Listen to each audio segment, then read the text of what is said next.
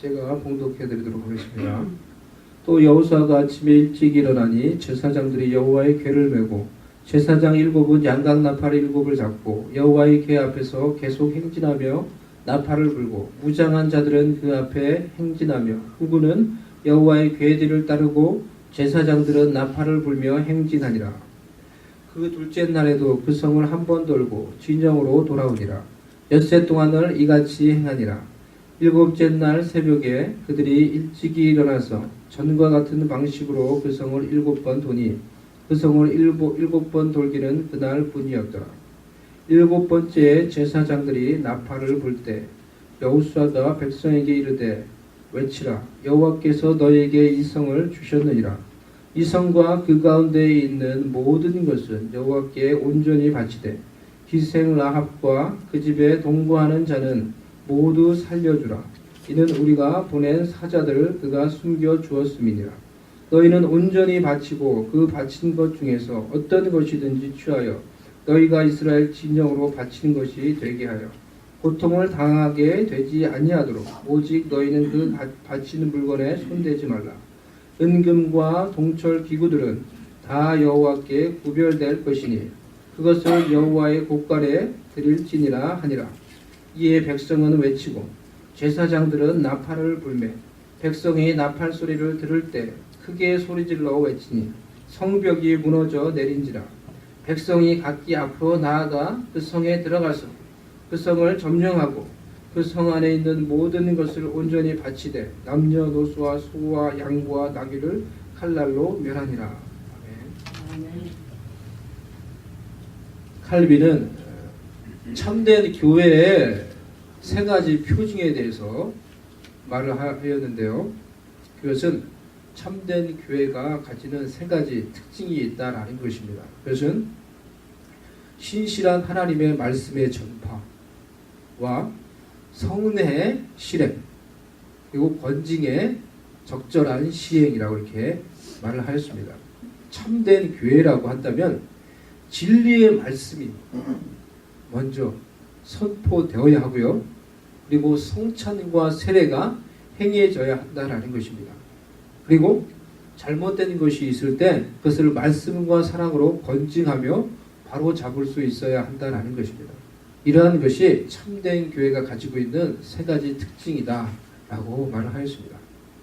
오늘 우리가 살고 있는 이 시대는 어떻습니까? 진리와 비진리의 경계가 사라진 시대 속에서 우리는 살아가고 있습니다. 우리가 살고 있는 시대는 소위 상대주의와 휴머니즘이라는 이 가치관이 이 세상을 지배하고 있어요. 그래서 상대주의적 가치관 속에서는 절대적인 진리라는 것이 존재하지 않습니다. 모든 것이 상대적이고 절대적인 기준이 없고 그냥 모든 것의 가치를 인정하자라는 거예요. 그러면서 같이 살아야 된다라는 거예요. 이것은 겉으로 볼 때는 무척 고상하고 아름답게 보이지만은 이러한 상대주의적인 가치관 속에서 우리가 믿고 우리가 신앙하는 기독교의 이 진리와 하나님 말씀의 진리는 독선적이고 배타적인 그런 가치관이 되어버리고 마는 것입니다. 세상의 수많은 죄악과 하나님을 향한 반역과 하나님을 향한 불순종조차도 상대주의적 가치관 속에서는 그것도 좋다라는 거예요. 그것도 인정한다라는 거예요. 그렇게 그런 모든 것을 인정하며 하나님의 말씀의 진리를 배타적인 것, 독선적인 것으로 치부해 버린다라는 것입니다. 이러한 세상 속에서 우리가 살고 있다는 것입니다. 이러한 세상 속에 우리의 교회가 존재한다는 것입니다.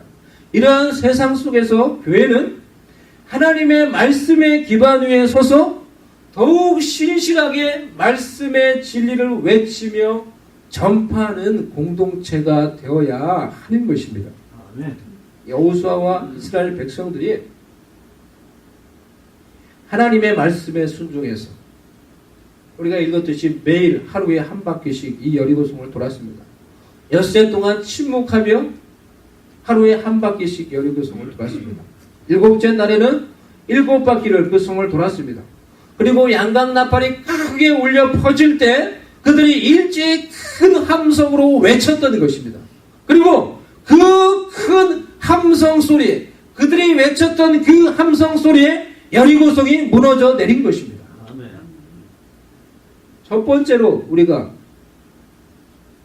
상고하기를 원하는 것은 말씀의 고백, 말씀 선포의 힘을 체험하자라는 것입니다. 말씀 고백의 힘, 말씀 선포의 힘을 체험하자라는 것입니다. 그들이, 이 이스라엘 백성들이 일주일 동안 매일 하루에 한 바퀴씩 하나님의 말씀에 순종하며 이 성을 돌았어요. 그것도 대단한 순종이죠. 7번째 날 7바퀴를 돌라고 했어요. 그 쉬운 일이 아니죠. 하지만 끝까지 성을 7바퀴 돌았던 것입니다. 순종했던 것입니다. 하지만 그들이 마지막으로 다 함께 큰 소리로 여러분 외치지 않았다고 하면은 여리고 성은 무너지지 않았을 것입니다. 이와 같다라는 것입니다. 마찬가지로 교회가 하나님의 말씀에 순종해서 우리가 여러 가지를 할 수가 있습니다. 그럼에도 불구하고 우리가 하나님의 말씀을 소리내어서 외치고 선포하지 않는다고 하면은 이 세상을 장악하고 있는 이 세상의 사조의 여리고, 죄악의 여리고는 무너지지 않을 것입니다. 말씀 고백에 능력이 있다. 우리가 말씀을 내 입술로 믿을 뿐만이 아니라 내 입술로 고백할 때 그것이 능력이 되는 것입니다. 믿을 뿐만이 아니라 내 입술로 고백하며 선포할 때, 외칠 때 그것이 내 삶의 여리고를 무너뜨리고 내 삶 가운데 하나님의 능력을 가져오게 되는 것입니다. 할렐루야. 아멘. 그렇지 않습니까, 여러분? 여러분, 하나님이 창세기 1장에 보니까 천지를 창조하실 때 어떻게 창조하셨습니까? 창세기 1장 2절에 보니까 하나님께서 그 천지가 그냥 혼돈 가운데 있는데 하나님의 신이 수면 위에 운행하고 있다고 했어요. 성령이 역사하고 있었어요. 성령이 착한 가운데 그 수면 위에 하여튼 그 위에 그냥 공허한 가운데 운행하고 있다고 했어요. 그런데 어떻게 천지가 창조되었습니까? 하나님이 말씀하시니까, 하나님이 빛이 있으라고 말씀하시니까 빛이 있게 되고 천지가 창조되었던 것입니다. God said, let there be light. As God said, all things were created. 이와 같다는 것입니다. 하나님의 성령이 그 가운데 역사하고 있지만 하나님이 말씀하시고 외쳤을 때 하나님의 창조의 역사가 일어났듯이 우리의 삶 가운데도, 우리의 교회 가운데도 우리가 하나님의 말씀에 순종하며 우리 가운데 성령이 역사합니다. 성령의 운행하심이 있습니다. 하지만 그럼에도 불구하고 우리가 하나님의 진리의 말씀을 고백하고 외칠 때 하나님의 놀라운 창조의 역사가 내 삶 가운데 나타나게 되는 것입니다. 그제서야 비로소 여리고가 무너지게 되는 것입니다. 그렇기 때문에 말씀을 고백하고 말씀을 선포하고 그 능력을 경험하는 삶을 살아가야 된다는 것입니다. 우리가 예배를 드려요. 예배는 우리가 하는 중요한 핵심적인 사역 중에 하나입니다. 또 우리가 교제를 나눕니다. 식사를 나누고 사랑의 교제를 나눕니다. 교회가 아름답게 성장하기 위해서 너무나 중요한 일들이에요. 우리가 봉사를 합니다. 작지만 우리가 힘을 다해서 여러분들이 섬기시고 물질로 마음으로 헌신하며 교회를 위해서 여러분 봉사하며 섬기지 않습니까? 너무나 교회를 위해서 필요하고 중요한 일들이고 하나님이 기뻐하시는 순종이라는 것입니다. 하지만 그럼에도 불구하고 우리가 신실히 하나님의 말씀을 전파하지 않고 진리의 말씀을 외치지 않는다면 세상 속에서 우리의 영향력은 너무나 미미하다라는 것입니다. 우리의 삶 가운데 나타나는 하나님의 말씀의 능력은 너무나 미미하게 나타나게 될 것이라는 것입니다. 우리를 대적하며 주의 교회를 대적하여 서 있는 세상의 여리고들은 여전히 우리를 향해 버티고 서 있을 것입니다. 에베소서 6장 17절에 그래서 무엇이라고 말했습니까? 하나님의 말씀은 성령의 검이다라고 말씀을 하였습니다. 하나님의 말씀이 우리가 사용하는 중요한 영적인 무기라는 거예요. 그렇기 때문에 우리가 입을 열어서 우리의 영적인 무기가 되는 성령의 검이 되는 하나님의 말씀을 고백하며 외칠 때 우리를 향한 마귀의 계기가 무너지고 영적인 흑암이 우리를 떠나가고 우리의 죄악과 우리의 여리고와 세상의 여리고가 무너지고 우리의 삶 가운데 하나님의 나라가 도래할 수 있게 되는 것입니다. 할렐루야. 시편 여러분 19편에 보면은 시편 기자가 이렇게 고백을 하죠. 내 입술의 말과 내 마음의 묵상이 하나님께 연락되기를 원합니다. 라고 이렇게 고백을 하잖아요. 내 입의 말과 마음의 묵상이 주님 앞에 연락되기를 원합니다. 라고 이렇게 고백을 해요. 그러면은 이 시편 기자가 말했던 이 내 마음의 묵상과 내 입술의 고백이 하나님께 연락되기를 원하는 그 마음의 묵상과 내 입술의 고백이 무엇입니까? 무엇이겠어요? 무엇을 묵상하고 무엇을 고백했겠어요? 그리고 그것이 무엇이길래 하나님께 기쁨이 되기를 원한다고 이렇게 고백했겠어요? 하나님의 말씀이라는 거예요. 하나님의 말씀이 내 안에 있고 그래서 그것이 묵상되어지고 그 하나님의 말씀이 내 입술로 고백되어질 때 그것이 하나님께 온전히 연락되고 그것을 통하여서 그 내가 고백한 그 고백대로 내 삶 가운데 이루어지게 되는 것입니다. 내가 말한 대로 내가 말씀을 풀고 내가 고백한 그대로 예수님께서 믿는 자에게는 능치 못함이 없느니라 라고 말씀하셨으니까 제가 그 말씀을 믿습니다. 내 가운데도 믿는 나에게도 능치 못함이 없는 줄로 믿습니다. 라고 고백할 때 그 고백대로 내 삶 가운데 그 고백이 능력이 되어서 나타나게 되는 줄로 믿습니다. 하나님이 우리의 치료자가 되신다고 말씀하셨으니까 내가 그 말씀을 믿습니다. 그 말씀을 믿고 하나님이 나의 치료자가 되십니다. 하나님이 나를 고쳐주실 줄로 믿습니다. 라고 고백할 때 그 고백대로 하나님의 치유의 하나님의 은총이 우리 가운데 임하게 되는 것입니다. 아멘? 아멘? 그래서 여러분 말씀대로 고백하며 그 고백대로 내 삶 가운데 이루어지는 그런 역사가 저와 여러분의 삶 가운데 있기를 주님의 이름으로 축원합니다. 그러한 삶을 우리가 살아갈 수 있기를 바랍니다. 우리 교회 가운데, 우리 가정 가운데, 우리 공동체 가운데도 그래서 우리의 믿음의 말씀을 붙잡고 하는 그 고백대로 우리의 삶 가운데 하나님께서 이루어 주실 거예요. 우리 옆에 있는 분에게 한번 얘기해 주세요. 우리 옆에 있는 분에게 잘 되고 있습니다. 한번 얘기해 주세요. 우리 잘 되고 있습니다. It is well, it is well, it is well with my soul, with my church, with my household. It is well. 우리가 이렇게 고백할 때 믿음으로 말씀으로 고백할 때 하나님께서 우리의 고백대로 이루어질 줄로 믿습니다. 두 번째로 우리가 생각하기를 원하는 것은 주님의 오심을 기다리며 복음을 전파하자라는 것입니다. 주님의 오심을 기다리며 복음을 전파하자 라는 것입니다. 바울은 여러분 사도 바울은 우리보다 2000년 전에 예수님 믿고 회심해서 그리스도인으로 이 땅 가운데 살았습니다. 그런데 그는 주 예수 그리스도의 다시 오심과 그리고 그 예수님 앞에 서게 될 날을 늘 고대하며 늘 그것을 기대하며 두렵고 떨리는 마음으로 복음을 전파하며 살아갔던 것입니다. 그렇지 않습니까? 우리가 사도 바울의 생애를 생각해 볼 때 그가 로마에 가서 그리고 로마 지하 감옥에 갇혀서 죽음을 기다리며 그의 영적인 아들 디모데에게 마지막으로 쓴 이 디모데 후서에 보면요 그가 이렇게 디모데에게 당부를 하였습니다. 디모데 후서 4장 1절에서 8절 말씀 우리 한번 볼까요?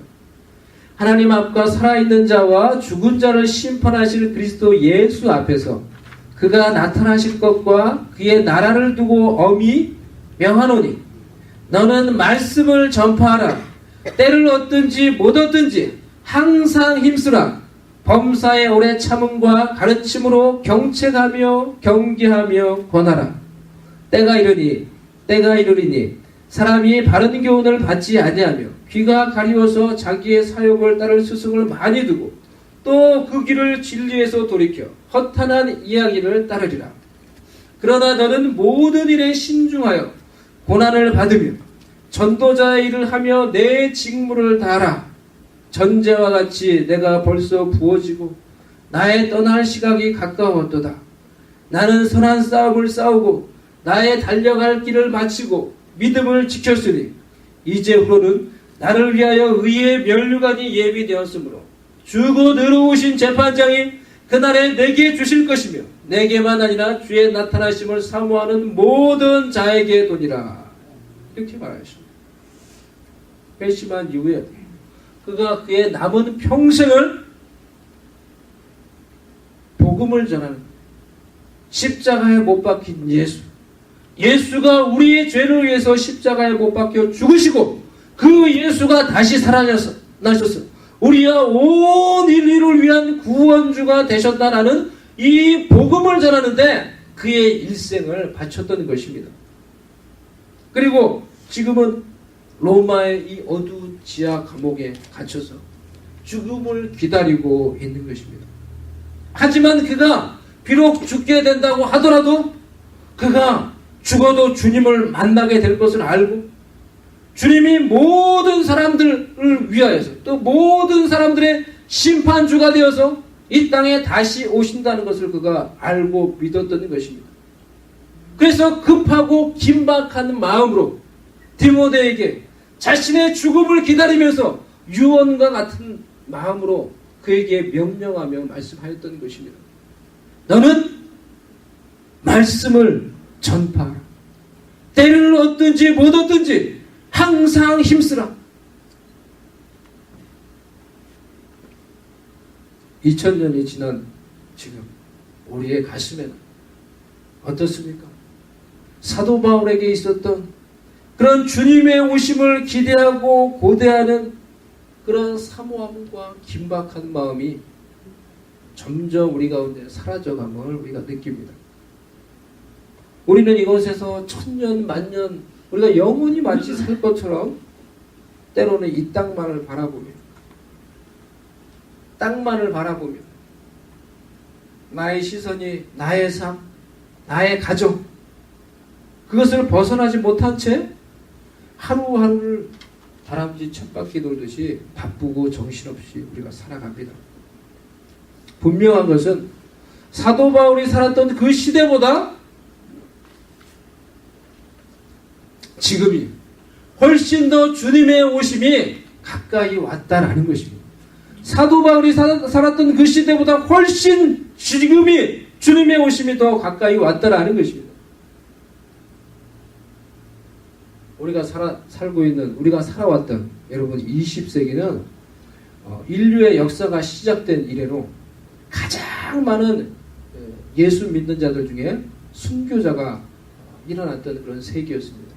1900년대 20세기 가장 많은 순교자가 20세기에 발생을 했습니다. 20세기 동안에 10만 명 이상 순교했던 이 대규모 박해가 일어났던 일이 76번 있었대요. 10만 명 이상 박해로 인해서 사람이 이 기독교인이 예수 믿는 자가 순교하는 일이 76번 일어났다는 것입니다. 국제 오픈도어 순교에서 발표한 2010년 한 해 동안 전 세계에서 발생한 기독교 순교자의 숫자는 2175명입니다. 한 해에 2000명 이상의 사람이 예수님을 믿는다는 이유로 순교를 했어요. 지금도 그렇게 순교를 하고 있는 거예요.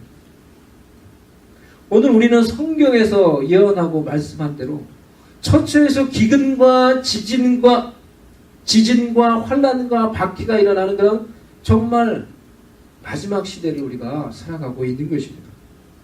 우리가 그렇다고 해서 날짜를 정해놓고 주님이 언제 오신다 이렇게 얘기하며 모든 삶을 포기하면서 사이비 이 집단과 같이 그렇게 극단적인 삶을 살아서는 안 되지만은 그렇다고 해서 주님의 오심에 대한 아무런 기대와 소망과 그러한 준비가 없이 이 세상만을 바라보면서 그렇게 하루하루를 살아가도 안 된다라는 것입니다. 마가복음 13장 32절에서 37절에 예수님께서 말씀하시길 그러나 그날과 그때는 아무도 모르나니 하늘에 있는 천사들도 아들도 모르고 아버지만 아시느니라. 주의하라. 깨어있으라. 그때가 언제인지 알지 못함이라. 가령 사람이 집을 떠나 타국으로 갈 때 그 종들에게 권한을 주어 각각 사물을 맡기며 문지기에게 깨어있으라 명함과 같으니 그러므로 깨어있으라. 집주인이 언제 올는지, 꼭 저물 때일는지, 밤중일는지, 다굴 때일는지, 새벽일는지 너희가 알지 못함이라. 그가 호련히 와서 너희가 자는 것을 보지 않도록 하라. 깨어있으라.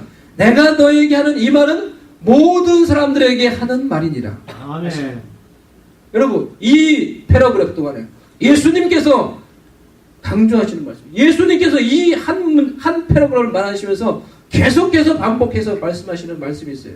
강조하면 무슨 말씀입니까? 깨어있으라. 깨어있으라.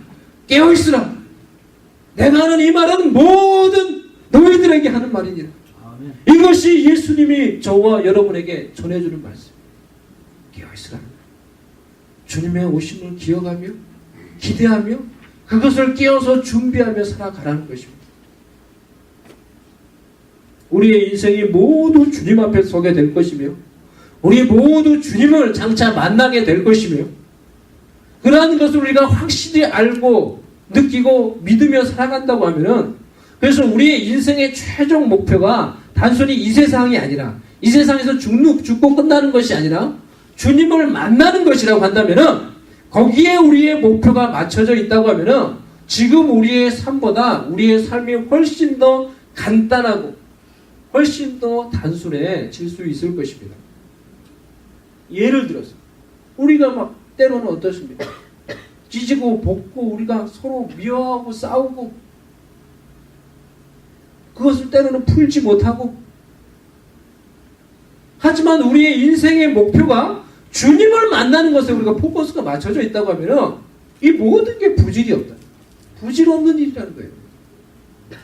한 장로님을 만나서 제가 이야기를 나눈 적이 있었는데 그 장로님께서 이런 참 공감 가는 그런 얘기를 하시더라고요. 예수 믿는 사람이 때로는 안 믿는 불신자들보다 더 못하다는 거예요. 왜 그러냐면은 안 믿는 사람은 가령 이렇다는 거예요. 막 싸우고 막 욕을 하면서 쌍욕을 하고 싸워도 그렇지 않아요? 술 한잔 먹고 하면 끝이에요. 그냥 또 언제 그러냐 그러더라고요. 제가 군대에서도 지금 보니까 막 대놓고 별욕을 다 하고 막 싸워놓고는 그 다음날 되면 또 없어요. 아무것도 없어요. 언제 그랬는지 또 장난치고 또 뭐 술 마시면 끝이에요. 그냥 술 마시면 막 두 손을 따라드리고 많이 잘해보자 막 이러면 끝이에요. 그냥. 예? 그런데 여러분 예수 믿는 우리를 보면은 이게 잘 안 돼요. 이게 뭐가 상처가 있으면은 그게 안 풀리는 경우가 많아요. 막 끝까지 가요. 그걸 막 상처를 받으면 그분이 말하기에 고이 쌓아놓고 그게 안 풀린다는 거예요. 그리고 어떤 분은 막 평생 가는 거예요. 시간 남은 만큼 그래서 기분 나쁜 일이 있으면 또 끄집어내가지고 또 얘기하고 용서하는 게 그렇게 어렵더라는 거예요. 그렇다고 우리가 그 사람들처럼 우리가 술 먹고 풀 수도 없고, 우리는 성령의 세술에 취해서 성령의 세술에 취해가지고 이 마음을 새롭게 하고 버리고 잊어버리고 용서하고 그래야 되는데, 성령의 세술에 우리가 못 취하다 보니까 정신이 그냥 맨정신으로 멜뚱멜뚱 눈만 멀뚱멀뚱 뜨고 이렇게 하다 보니까 그게 잘 안 되는 거예요. 그게 그렇다는 것입니다. 그런데 주님의 다시 오심을 우리가 생각하면은, 그리고 주님 앞에서 우리가 만날 거를 생각하면은 이런 모든 게 우리가 막 그렇게 하는 게 어찌 보면 부질없다는 거예요. 부질없다는 거예요. 인생의 마지막을 앞둔 이 노사도 이 바울이 그의 영적인 아들 디모데에게 하는 이 그의 가슴에서 우러나오는 이 간절한 당부의 말씀을 우리 귀를 기울이기를 원합니다. 너는 말씀을 전파하라. 때를 얻든지 못 얻든지 항상 힘쓰라. 주님의 오심이 다가오고 있다는 거예요. 주님의 앞에 주님의 나타나심을 기대하며 그것을 바라보며 내가 엄히 너에게 명령하니 너는 말씀을 전파하라는 거예요. 영적으로 혼탁하며 타락하고 온갖 타협이 난무하는 이 시대 속에서 우리가 살아가면서, 이 시대 속에서 우리가 주의 이름으로 모여서 교회 공동체를 이뤄가면서 살아갈 때 우리의 교회는 어떠한 교회가 되어야 하는 것입니까? 우리의 교회가 하나님의 말씀 위에 서서 타협이 없는 진리의 말씀을 신실하게 전파하는 그런 공동체가 될 수 있도록 우리가 기도할 수 있기를 바랍니다. 아멘. 우리의 목장에서, 우리의 가정에서, 우리의 삶에서 사랑 가운데서 하나님의 진리의 말씀을 우리도 너는 말씀을 전파하라는 거예요. 2000년 전에 그 사도 바울이 말하기를 내가 엄히 너한테 명령하는데 주님이 오실 것이다. 그렇기 때문에 말씀을 전파하라는 거예요. 이 말씀을 우리가 사랑 가운데 진리의 말씀을 내 입에 두고 그것을 전하며 나누는 삶을 살아가기로 다짐하며 결단하며 헌신할 수 있는 우리가 될 수 있기를 바랍니다. 그럴 때 우리의 삶 가운데 우리의 공동체 가운데 진정한 예수님의 생명이 나타나는 거예요. 어떻게 우리가 구별이 돼요? 어떻게 우리가 세상 속에서 구별이 돼요? 아무것도 없는 이 비진리와 진리가 없는 그런 세상 속에서 어떻게 구별이 돼요? 하나님의 말씀을 우리가 붙잡고 그것을 선포하며 살아갈 때 세상에 거룩한 영향력을 미칠 수 있게 되는 것입니다. 복음이 필요한 자, 예수님의 사랑이 필요한 자에게 우리가 예수님의 사랑을 전하며 진리의 말씀을 전파할 때 우리는 우리의 삶을 통해 공동체를 통하여 예수의 생명을 세상 속에 드러내며 타락한 세상 속에서 거룩한 영향력을 나타내며 하나님의 뜻과 그의 나라를 우리의 교회를 통해서 이루며 참된 교회로 하나님의 일들을 감당할 수 있게 될 것입니다. 그런 아름다운 공동체를 만들기 위해 함께 힘쓰고 애쓰며 그런 공동체를 만들어갈 수 있는 여러분들 될 수 있기를 축복합니다. 아멘. 세 번째로 하나님의 것을 하나님께 바치는 공동체가 되기를 바랍니다. 오늘 말씀 여호수아 6장 17절에서 19절 말씀에 이 성과 그 가운데 있는 모든 것은 여호와께 온전히 바치되 기생 라합과 그 집에 동거하는 자를 모두 살려주라. 이는 우리가 보낸 사자들을 그가 숨겨주었습니다. 너희는 온전히 바치고 그 바친 것 중에 어떤 것이든지 취하여 너희가 이스라엘 진영으로 바치는 것이 되게 하여 고통을 당하게 되지 아니하도록 오직 너희는 그 바친 물건에 손대지 말라. 여러분 여기서 바치다라는 단어는 하람이라는 단어인데요. 어떤 물건이나 사람이 하나님께 완전히 바쳐져서 다시 되돌리거나 팔 수 없는 것을 의미하는 것입니다. 여기서 바친다는 말이에요. 그래서 성경에서 이런 의미가 개념이 있어요. 어떤 대상을 사람이든지 물건이든지 그것을 구분시켜서 전적으로 하나님께 바치는 거예요. 근데 그것을 바쳐놓고 다시 되돌릴 수가 없는 거예요. 번복할 수가 없는 거예요. 이것을 가리켜서 헤렘이라고 해요. 헤렘이라고 해요. 즉 오늘 이 이스라엘 백성들이 가나안 땅을 정복하기 위한 첫 번째 도성이 되었던 여리고성이 하나님께 바친 헤렘이 된 거예요. 하나님께 첫 번째 도성인 이 첫 열매가 되는 이 여리고성이 하나님께 바치는 헤렘이 된 거예요. 그렇기 때문에 그것을 하나님께 온전히 바치고 다시 되돌릴 수가 없는 거예요. 다시 사람이 그것을 취할 수가 없는 거예요.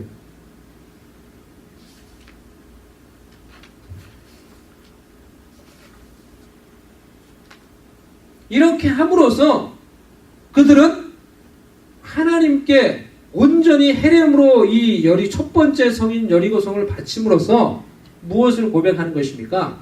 그들이 장차받을 가나안 모든 땅이 하나님의 것이다. 하나님이 우리에게 주는 것이다 라는 것을 고백하는 것입니다. 그렇게 하기 위해서 하나님이 이 성을 온전히 나에게 바치라고 하신 거예요. 그렇겠죠? 그들의 인생, 그들에게 주어진 모든 것들이 하나님께로부터 온 것이다. 하나님의 것입니다 라는 신앙의 고백을 하기 위해서 하나님께서 이 여리고성을 온전히 하나님께 드리라고 말씀을 하신 것입니다. 사도 바울이 로마서 11장 36절에서 고백했듯이 이는 만물이 주에게서 나오고 주로 말미암고 주에게로 돌아가감이라. 그에게 영광이 세세에 있을지어다. 아멘. 이 고백이 그들이 성을 차지하기 전에 승리와 축복을 누리면서 그들이 무언가를 얻기 전에 하나님 앞에 있어야 했던 것입니다. 우리 가운데도 우리의 모든 것이 하나님으로부터 왔다라는 그런 신앙의 고백이 필요한 것입니다. 그 가운데서 하나님의 주권을 인정하면서 하나님께 드려야 할 하나님의 것을 온전히 하나님께 바치는 행위가 우리 가운데도 있어야 된다라는 것입니다. 여리고성이 이스라엘이 하나님께 바쳐야 돼요. 온전히 바쳐. 그래서 다시는 되돌릴 수 없는 그런 헤렘이 되었어요. 아브라함에게는 독자 이삭이 하나님께 온전히 바치고 번복할 수 없는 온전히 하나님께 헌신해서 바쳐야 되는 헤렘이 되었던 거예요. 여러분의 헤렘은 무엇입니까? 여러분이 하나님께 온전히 바쳐야 될 헤렘은 무엇입니까? 여러분이 하나님께 바쳤던 헌신, 여러분이 하나님께 드렸던 마음, 여러분이 혹시 하나님께 드렸던 서원, 그것들이 여러분 아직도 여러분의 마음속에 여러분의 삶 가운데 유효합니까? 아니면 여러 상황으로 인해서 아니면 여러 가지 바쁜 이유들로 인해서 마음이 아니면 변해서 슬그머니 그 헌신과 그 마음, 그 소원들을 여러분 잊어버리셨습니까? 취소하셨습니까?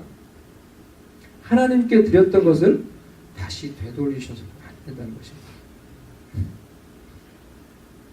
여리고가 이스라엘이 하나님께 바친 되돌릴 수 없는 헤렘이 되었듯이 우리가 하나님께 드리는 헌신이라고 하는 것은 되돌릴 수 없는 헌신, 취소할 수 없는 헌신, 변신을 불허하는 헌신이 되어야 되는 것입니다.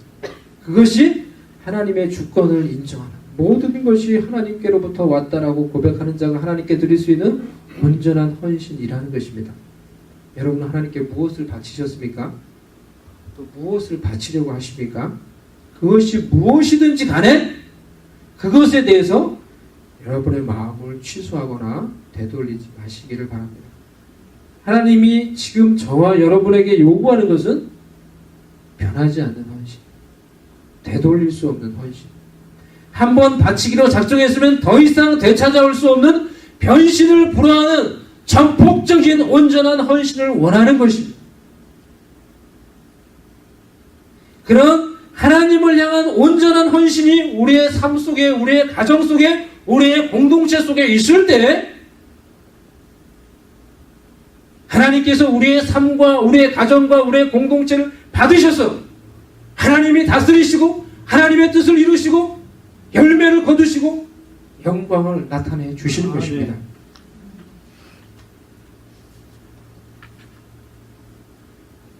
성경은 하나님께 드렸던 헌신과 소원을 끝까지 지킬 것에 대해서 다음과 같이 말을 하고 있습니다. 감사로 하나님께 제사를 드리며 지존하신 이에게 내 소원을 갚으며 환난 날에 나를 부르라. 내가 너를 건지리니 내가 나를 영화롭게 하리라. 시편 15편 여호와여 주의 장막에 머무를 자 누구오며 주의 성산에 사는 자 누구오니이까. 정직하게 행하며 공의를 실천하며 그의 마음에 진실을 말하며 그의 혀로 남을 허물하지 아니하고 그의 이웃에게 악을 행하지 아니하며 그의 이웃을 비방하지 아니하며 그의 눈은 망령된 자를 멸시하며 여호와를 두려워하는 자들을 존대하며 그의 마음에 서원한 것은 해로울지라도 변하지 아니하며 이자를 받으려고 돈을 꾸어주지 아니하며 뇌물을 받고 무지한 자를 해하지 아니하는 자이니 이런 일을 행하는 자는 영원히 흔들리지 아니하리이다. 여러분의 삶이 지금 어떻습니까? 분주합니까? 고난이 있습니까? 바쁩니까? 흔들립니까? 아픔이 있습니까? 하나님 앞에서 잠잠히 주님을 바라보며 하나님께서 지금까지 우리에게 베풀어 주신 은혜에 감사하시기를 바랍니다. 또한 여러분이 순수한 마음으로 헌신하며 바쳤던 그 마음의 고백들을 떠올려 보시기를 바랍니다. 하나님께 여러분 무엇을 고백하셨습니까? 하나님만을 사랑한다고 여러분 고백하지 않으셨나요? 하나님께만 온전히 순종하겠다고 여러분 고백하지 않으셨나요? 내가 어디에 있든지 내가 무엇을 하든지 하나님께 순종하는 사람이 되겠다라고 고백하지 않으셨나요? 하나님 앞에서 우리가 드렸던 그런 순수한 마음으로 고백했던 그 헌신의 고백들을 다시 회복할 수 있는 우리가 될 수 있기를 바랍니다. 하나님께 바쳤던 마음, 그 헌신들을 우리가 다시 되돌려서는 안 되는 것입니다. 그것이 우리의 삶을 어지럽게 만들고 피폐하게 만들고 무능력하게 만들고 영광을 잃어버리게 만드는 것입니다. 내가 순수한 마음으로 하나님께 드렸던 헌신을 오늘 말씀을 통하여서 오늘 성령을 통하여서 내 속에서 다시 일으켜서 그것을 다시 하나님께 드리며 되돌릴 수 없는 헌신, 변할 수 없는 헌신, 변신을 불허하는 그런 헌신으로 내가 하나님께 내 마음을 드리겠노라. 내가 그러한 마음으로 하나님을 섬기겠노라고 하나님께 결단하며 헌신할 수 있는 우리가 될 수 있기를 바랍니다. 그래서 우리의 삶 가운데, 우리의 공동체 가운데 다시 한번 하나님의 은혜와 하나님의 놀라운 역동적인 역사가 우리의 삶 가운데 일어날 수 있기를 주님의 이름으로 축원합니다. 이 마지막 시대에 우리 공동체는 하나님의 말씀에 굳게 서서 진리의 말씀을 신실히 선포하는 그런 공동체가 되며, 우리가 하나님께 드려야 될 헌신을 온전히 하나님께 바침으로 하나님이 진정으로 다스리는 공동체가 되어서 하나님이 이끄시며 역사하시며 이 땅 가운데서 열매를 나타내며 영광을 거두시는 그런 공동체로서, 그러한 사람으로서 이 마지막 시대에 우리가 하나님 앞에서 붙들림 받아서 쓰임 받을 수 있기를 주님의 이름으로 축원합니다. 아멘. 우리 다 같이 이 시간에 한번 기도하며 우리가 하나님께 나아가기를 원합니다.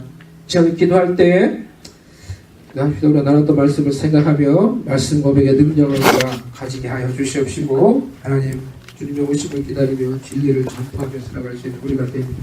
우리 마음속에 있는 순수한 이 헌신의 고백들, 그것을 회복하게 해주시고, 상황이 변하든지 어떠하든지 간에 관계없이 온전한 마음으로 변신을 불허하는 마음으로 하나님 온전히 하나님께 되돌릴 수 없는 그런 헌신으로 우리가 주를 섬김으로 우리 가운데, 우리 공동체 가운데 하나님의 놀라운 은혜의 역사가 다시 일어나며 회복되며 열매를 거두며 영광을 나타내는 일들이 우리 가운데 있게 해달라고 합니다. 다시 하나님 앞에 우리 나눴던 이 말씀을 생각하며 개인적으로 잠시 하나님께 결단하며 우리 기도하기를 원합니다. 우리 다 같이 기도하도록 하겠습니다.